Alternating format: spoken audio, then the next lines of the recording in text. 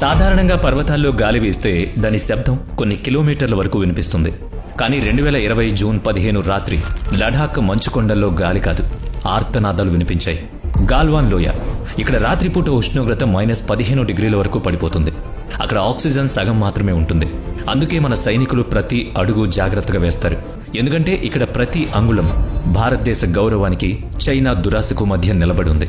Line of actual control దగ్గర నెల రోజులుగా భారత్ చైనా సైనికుల మధ్య ఉన్న ఉద్రిక్తత జూన్ 15 రాత్రికి తారాస్థాయికి చేరుకుంది. జూన్ 6న జరిగిన మీటింగ్లో ఇండియా మరియు చైనా బలగాలు వెనక్కి వెళ్లడానికి ఒప్పుకున్నాయి. రెండు దేశాలు తమ టెంట్లను తీసేసి సరిహద్దులో శాంతిని పాటించాలని నిర్ణయించుకున్నాయి. కానీ క్షేత్రస్థాయిలో పరిస్థితి మరోలా ఉంది. గాల్వాన్ లోయలో గత 45 ఏళ్లలో ఎప్పుడూ జరగని ఒక భయంకరమైన ఘర్షణ జరుగుతోందని ఎవ్వరూ ఊహించలేదప్పుడు. జూన్ 15 సాయంత్రం 16 Bihar regiment commanding officer colonel Santosh Babu తన 30 మంది సైనికులతో పెట్రోల్ పాయింట్ నెంబర్ 14 దగ్గరకు వెళ్లారు. అక్కడ చైనా వాళ్లు తమ పోస్టుల్ని తీసేయాలి. కానీ దానికి విరుద్ధంగా అక్కడ కొత్త బంకర్లు, టెంట్లు వేసి ఉండడాన్ని ఆయన గమనించాడు. కల్నల్ సంతోష్ బాబు దీన్ని ప్రశ్నించినప్పుడు అప్పటికే దాడి చేయడానికి సిద్ధంగా ఉన్న చైనా సైనికులు ఒక్కసారిగా మీదపడ్డారు. వాళ్లు ముళ్ళు ఉన్న ఇనుప రాళ్లు, కర్రలతో మన సైనికులపై దాడి చేశారు.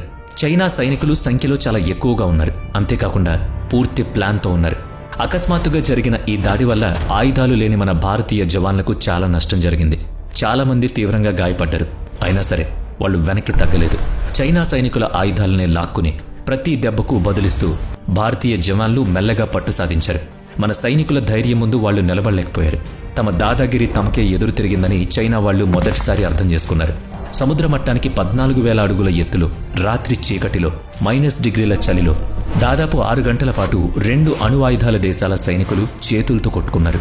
అక్కడ తుపాకులు మోగలేదు, కానీ యుద్ధం మాత్రం చాలా భీకరంగా జరిగింది. ఈ 6 గంటల పోరాటంలో మన సైనికులు ఆయుధాలతో వచ్చిన 43 మంది చైనా సైనికులను మట్టుబెట్టారు. అయితే ఇందులో కల్నల్ సంతోష్ బాబుతో సహా మన దేశం 20 మంది జవాన్లను కోల్పోయింది.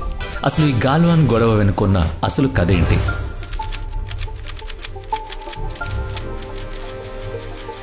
ఒప్పందం కుదిరిన చైనా దాన్ని ఎందుకు ఉల్లంఘించింది?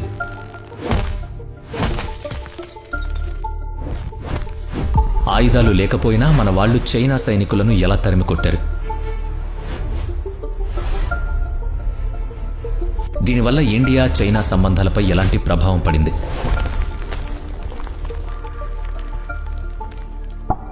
ఇవన్నీ చూద్దాం పదండి.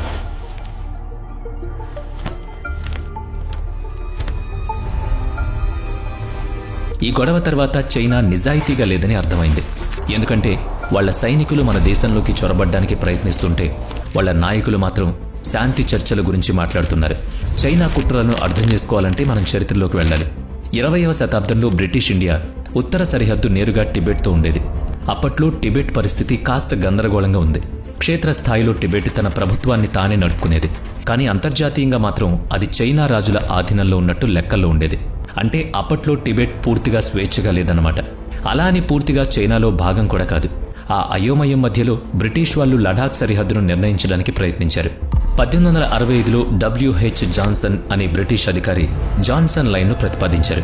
దీని ప్రకారం మొత్తం అక్సాయ్ చిన్ ప్రాంతం భారతదేశంలో భాగం. బ్రిటిష్ ఇండియా ఈ లైన్ను తమ మ్యాప్లో వాడింది. టిబెట్ కూడా దీన్ని అంగీకరించింది. అంటే ఇండియా మరియు టిబెట్ ప్రకారం జాన్సన్ లైన్ సరైన సరిహద్దు. కానీ చైనా దీన్ని ఒప్పుకునేది కాదు. ఆ సమయంలో రష్యా మరియు బ్రిటన్ మధ్య ఆధిపత్య పోరు నడుస్తోంది. చైనా ఎక్కడ రష్యాతో కలుస్తుందో అని బ్రిటిష్ వారికి భయం పట్టుకుంది. అందుకే చైనాను ప్రసన్నం చేసుకోవడానికి 1899లో బ్రిటిష్ వాళ్లు మెకాట్నీ మెడ్కొనార్డ్ లైన్ అని కొత్త ప్రతిపాదన తెచ్చారు. అందులో అక్సాయ్ చిన్లోని పెద్ద భాగాన్ని చైనాకి ఇస్తున్నట్టు చెప్పారు. కానీ విచిత్రం ఏంటంటే ఈ ప్రతిపాదనను కూడా చైనా అంగీకరించలేదు. అంటే అక్సాయ్ చిన్ భారత్దే అని చెప్పే జాన్సన్ లైన్ను చైనా ఒప్పుకోలేదు. అలాగని వాళ్లకు భూమిని ఇచ్చే మెక్డొనాల్డ్ లైన్ను కూడా వాళ్లు అధికారికంగా ఒప్పుకోలేదు. తర్వాత 1912లో టిబెట్ చైనా పెత్తనం నుంచి బయటపడింది. ఆ తర్వాత 1914లో బ్రిటిష్ ఇండియా మరియు టిబెట్ మధ్య సిమ్లా ఒప్పందం జరిగింది. ఇందులో తూర్పు వైపు సరిహద్దుగా మెక్మోహన్ లైన్ను నిర్ణయించారు. దీన్ని ఇండియా మరియు టిబెట్ ఇద్దరు అంగీకరించారు. కానీ చైనా దీన్ని ఎందుకు వ్యతిరేకించింది? అయితే వ్యతిరేకించడం తప్ప అప్పట్లో చైనా ఏం చేయలేకపోయింది మరి. కానీ 1949లో మావో నాయకత్వంలో పీపుల్స్ రిపబ్లిక్ ఆఫ్ చైనా ఏర్పడడంతో కథ మలుపు తిరిగింది. 1950లో చైనా సైన్యం టిబెట్పై దాడి చేసి ఆక్రమించుకుంది. ఎప్పుడైతే టిబెట్ అంతమైందో అప్పట్నుంచి ఇండియా మరియు చైనా నేరుగా పొరుగు దేశాలుగా మారాయి. సరిగ్గా ఇక్కడి నుంచే సరిహద్దు సమస్యలు తీవ్ర రూపం దాల్చాయి. బ్రిటిష్ ఇండియా మరియు టిబెట్ మధ్య జరిగిన సరిహద్దు ఒప్పందం చెల్లదని చైనా వాదించింది. ఎందుకంటే వారి ప్రకారం టిబెట్ ఎప్పుడూ స్వతంత్ర దేశం కాదు. అందుకే జాన్సన్ లైన్ నుంచి మెక్మోహన్ లైన్ వరకు అన్నిటినీ చైనా తిరస్కరించింది. టిబెట్ను ఆక్రమించుకున్న తర్వాత చైనా మెల్లగా భారత భూభాగాలపై కూడా హక్కులు కోరడం మొదలుపెట్టింది. అక్సాయ్ చిన్ తమదే అని చెప్పడం ప్రారంభించింది. కానీ చరిత్ర ప్రకారం అది ఎప్పుడూ లడాఖ్లో అంతర్భాగమే మరియు భారతీయ మ్యాప్ల్లో ఎప్పుడూ ఉండేదే. కానీ చైనా బుద్ధి మారలేదు. 1957లో జిన్జియాంగ్ను టిబెట్తో కలపడానికి అక్సాయ్ చిన్ మధ్యలో G219 అనే ఒక కీలక రహదారిని చైనా రహస్యంగా నిర్మించింది. ఈ విషయం భారత్కు తెలిసేసరికి ఉద్రిక్తత పెరిగిపోయింది. కానీ అప్పట్లో భారత్ హిందీ చీనీ బాయ్ బాయ్ అనే స్నేహపూర్వక విధానంతో ఉంది. చైనా మాత్రం ఈ స్నేహాన్ని వాడుకుని క్షేత్రస్థాయిలో చెయ్యాల్సిందంతా చేసేసింది. చివరకు 1961లో చైనా మన పోస్టుల దగ్గర దూకుడుగా పెట్రోలింగ్ చేస్తూ భారత సైనికులను వెనక్కి నెట్టే ప్రయత్నాలు మొదలుపెట్టింది. 1962 నాటికి ఈ గొడవ పూర్తిస్థాయి యుద్ధంగా మారింది. భారత్ చర్చల ద్వారా సమస్యను పరిష్కరించాలని చూస్తుంటే చైనా మాత్రం అకస్మాత్తుగా అన్ని వైపుల నుంచి దాడి చేసింది. ఈ యుద్ధంలో చైనా గెలిచి అక్సాయ్ చిన్లోని దాదాపు 38,000 చదరపు కిలోమీటర్ల ప్రాంతాన్ని ఆక్రమించుకుంది. చైనా దురాక్రమణ అక్కడితో ఆగలేదు.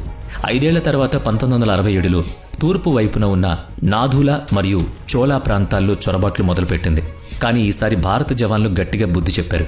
చైనా సైనికులను 3 కిలోమీటర్ల వెనక్కి తరిమికొట్టి 350 మందికి పైగా చైనా సైనికులను మట్టుబెట్టి చైనాకు అవమానకరమైన ఓటమిని రుచి చూపించారు మొదటిసారి. ఇంత జరిగినప్పటికీ రెండు దేశాల మధ్య సరిహద్దు గొడవ మాత్రం అధికారికంగా పరిష్కారం కాలేదు. వాస్తవాధీన రేఖ LAC అనేది ఒకటి ఉన్నా అది ఎక్కడా స్పష్టంగా నిర్ణయించలేదు. అక్కడ ఎలాంటి సరిహద్దు స్తంభాలు లేవు. ఇద్దరూ ఒప్పుకున్న మ్యాప్లు కూడా లేవు. భారత్ చాలాసార్లు చైనాతో కూర్చుని ఒక స్పష్టమైన సరిహద్దు గీతను నిర్ణయిద్దామని ప్రయత్నించింది. కానీ చైనా ఎప్పుడూ తప్పించుకుంటూనే వచ్చింది. సరిహద్దు స్పష్టంగా లేకపోతే తమకు లాభం ఉంటుందని చైనా ఆలోచన. ఈ అయోమయం వల్లే ఇద్దరి పెట్రోలింగ్ రూట్లు ఒకదానితో ఒకటి కలిసిపోయి తరచూ ఘర్షణలు జరుగుతూ ఉండేవి. ఈ గొడవలు మళ్లీ పెద్ద యుద్ధంగా మారకూడదని 1993లో భారత్ మరియు చైనా ఒక శాంతి ఒప్పందం చేసుకున్నాయి. సరిహద్దులో యథాతథ స్థితిని పాటించాలని, ఒకరి భూభాగంలోకి మరొకరు సైన్యాన్ని మోహరించకూడదని నిర్ణయించుకున్నారు. ఆ తర్వాత 3 ఏళ్లకు అంటే 1996లో మరో ఒప్పందం జరిగింది. దీని ప్రకారం సరిహద్దులో తక్కువ మంది సైనికులు ఉండాలి. ట్యాంకులు లేదా క్షిపణులు వంటి భారీ ఆయుధాలు ఉండకూడదు.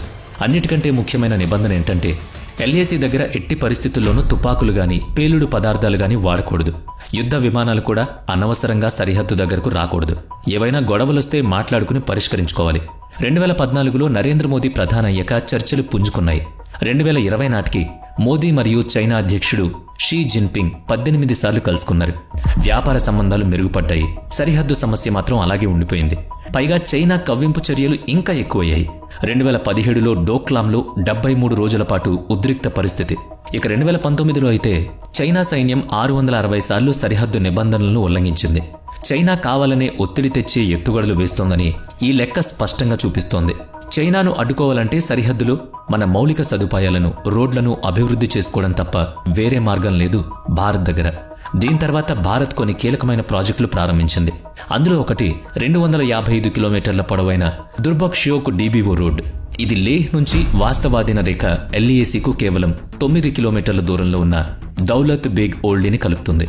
నిజానికి ఈ రోడ్డు పని 2000వ సంవత్సరంలోనే మొదలైంది. 2012 నాటికి పూర్తి కావాల్సింది. కానీ రకరకాల కారణాల వల్ల ఆలస్యం అవుతూ వచ్చింది. అందుకే 2019లో భారత ప్రభుత్వం దీని నిర్మాణాన్ని వేగవంతం చేసి ఒకే ఏడాదిలో పూర్తి చేయాలని లక్ష్యంగా పెట్టుకుంది. దౌలత్ బేగ్ ఓల్డీ సముద్ర మట్టానికి 16,000 అడుగుల ఎత్తులో ఉంది. ఇది భారత వైమానిక దళానికి చాలా ముఖ్యమైన అడ్వాన్స్ ల్యాండింగ్ గ్రౌండ్ కూడా. ఇక్కడి నుంచి సరుకులను సులభంగా రవాణా చేయొచ్చు. ఈ రోడ్డు కనుక పూర్తిగా అందుబాటులోకి వస్తే అక్సాయ్ చిన్, చీప్ చాప్ రివర్ వంటి సున్నితమైన ప్రాంతాల్లో చైనా కదలికలపై నిఘా పెట్టొచ్చు. అంతేకాకుండా మన సైన్యాన్ని అక్కడికి తరలించడం గతంతో పోలిస్తే చాలా వేగంగా జరుగుతుంది. ఈ రోడ్డు యొక్క ఒక శాఖ గాల్వాన్ లోయ వైపు కూడా వెళుతుంది. సరిగ్గా ఇక్కడే చైనాకు అసలు సమస్య మొదలైంది. గాల్వాన్ లోయలో భారత సైనికులు ముందు నుంచి పెట్రోలింగ్ చేసేవాళ్లు. కానీ ఇప్పుడు భారత్ అక్కడ శాశ్వతమైన రోడ్డు వేస్తోందని, భవిష్యత్తులో భారత్ పట్టు అక్కడ ఇంకా బలపడుతుందని చైనా అర్థం చేసుకుంది. ఇది చైనా వ్యూహానికి పూర్తిగా విరుద్ధం. అందుకే దీన్ని ఎలాగైనా అడ్డుకోవాలని చైనా నిర్ణయించుకుంది. అందుకే చైనా హఠాత్తుగా సరిహద్దు దగ్గర తమ స్థావరాల్లో భారీ ఆయుధాలు, యుద్ధ వాహనాలు, ఇతర మిలిటరీ సామాగ్రిని మోహరించడం పెంచింది. మా సరిహద్దులో మేము మౌలిక సదుపాయాలు కల్పిస్తున్నామని, ఇది మా హక్కు అని భారత్ వాదిస్తుంటే అది తమ భద్రతకు ముప్పు అని చైనా గొడవ చేసింది. ఈ అభిప్రాయ భేదమే తొందరలో పెద్ద ఘర్షణకు దారితీయబోతున్నాయి. ఎన్నిసార్లు చర్చలు జరిపినా పరిస్థితి అదుపులోకి రాలేదు. చైనా వెనక్కి తగ్గడానికి సిద్ధంగా లేదు. దాంతో తూర్పు లడాఖ్లో పట్టు నిలుపుకోవడానికి మరియు ఎత్తైన ప్రదేశాలను కంట్రోల్లో ఉంచుకోవడానికి భారత్ ఆపరేషన్ స్నో లెపర్డ్ను ప్రారంభించింది. పర్వత ప్రాంతాల్లో యుద్ధం చేయడంలో నిష్ణాతులైన సైనికులను సిద్ధం చేసుకుంది.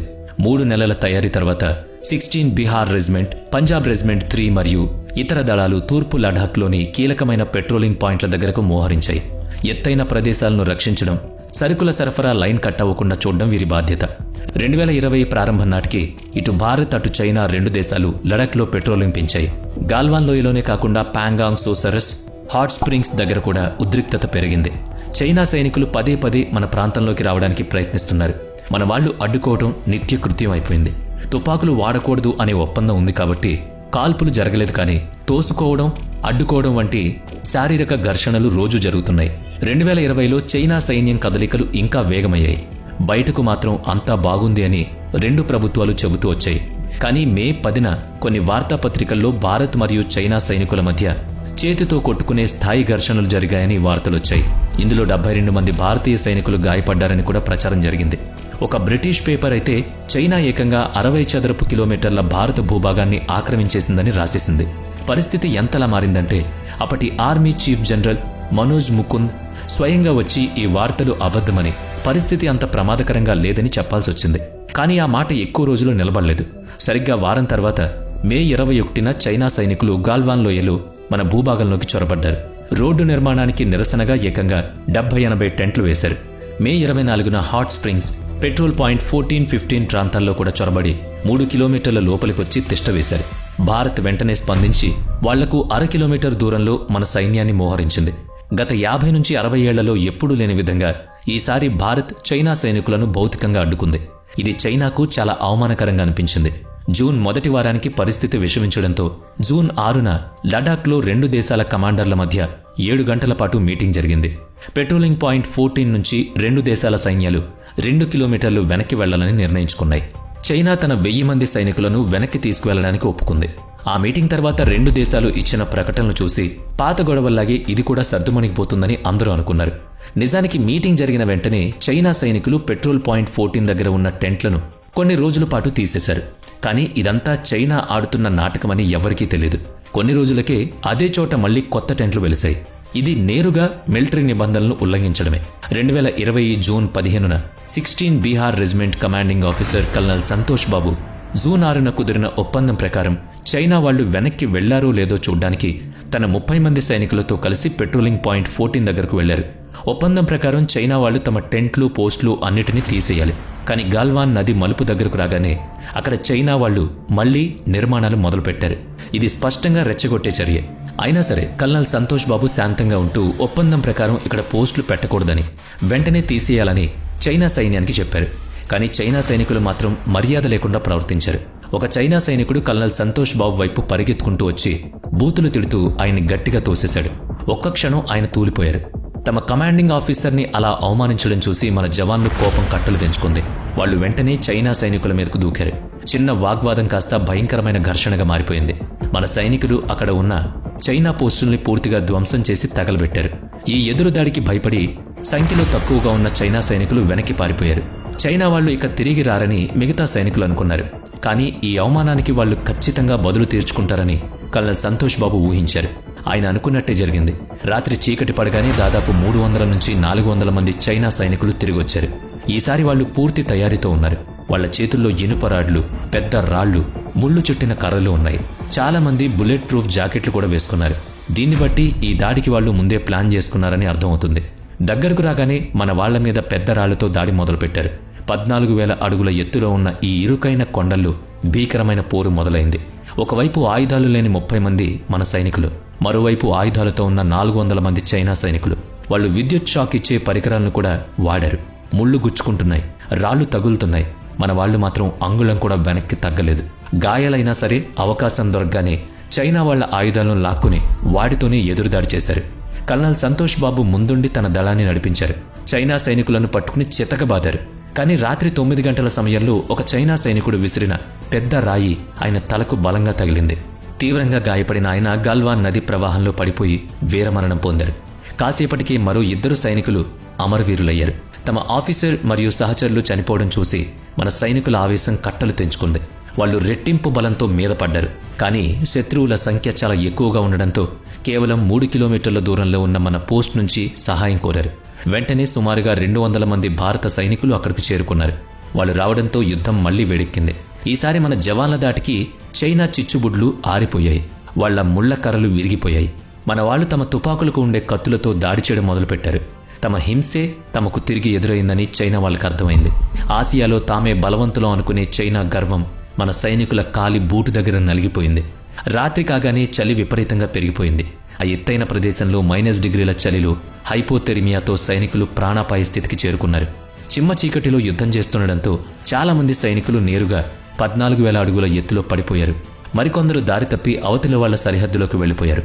దీంతో ఇరువైపులా సైనికులను బందీలుగా పట్టుకున్నారు. ఈ భయంకరమైన యుద్ధం 6 గంటల పాటు జరిగింది. ఇందులో మన దేశం 20 మంది వీర జవాన్లను కోల్పోగా దానికి బదులుగా మన సైనికులు 43 మంది చైనా సైనికుల్ని తీసుకువెళ్లారు. మరణాల సంఖ్య పెరుగుతుండడంతో జూన్ 16 తెల్లవారేసరికి యుద్ధం ఆపేసి మృతదేహాల్ని వెలికి తీయడానికి, గాయపడిన వారిని కాపాడడానికి 2 దేశాల అధికారులు అంగీకరించారు. ఆ తర్వాత మేజర్ జనరల్ స్థాయి చర్చలు జరిపి బందీలను వదిలేయాలని నిర్ణయించుకున్నారు. గాల్వాన్ యుద్ధంలో తుపాకులు పేలకపోయినా అదే మామూలు యుద్ధం కాదు. సరిహద్దులో నిలబడ్డ భారతీయ సైనికుడి చేతిలో ఆయుధం లేకపోయినా తన దమ్ముతోనే చివరి శ్వాస వరకు పోరాడాలని మన జవాన్లు ప్రపంచానికి చాటి చెప్పారు. మొదట్లో చాలా మంది సైనికులు మృతదేహాలు దొరకలేదు.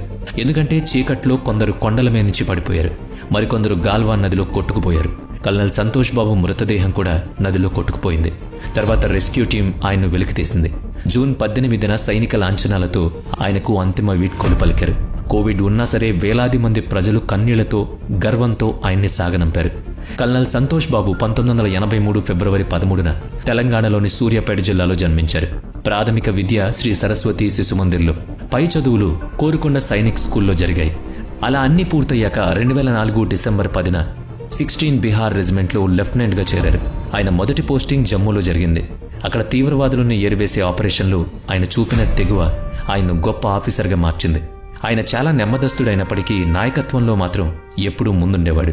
కష్ట సమయంలో సైనికులతో కలిసి పోరాడేవారు. ఆపద వస్తే అందరికంటే ముందుండేవాడు. గాల్వాన్ లోయలో కూడా అదే జరిగింది. శత్రువులు ఎక్కువగా ఉన్నారని తెలిసినా వెనక్కి తగ్గలేదు. తక్కువ మందే ఉన్న భారతీయ సైనికుల ప్రాణాలకు తెగించి పోరాడారని, చైనా గుండెల్లో భయం పుట్టించారని ప్రపంచానికి సందేశం పంపింది ఈ ఘర్షణే. దీంతో మన దేశం తరపున 20 మంది సైనికులు చనిపోయారని భారత్ అధికారికంగా ప్రకటించింది. కానీ చైనా మాత్రం మొదట్లో ఒక్కరు కూడా చనిపోలేదని అబద్ధం చెప్పింది.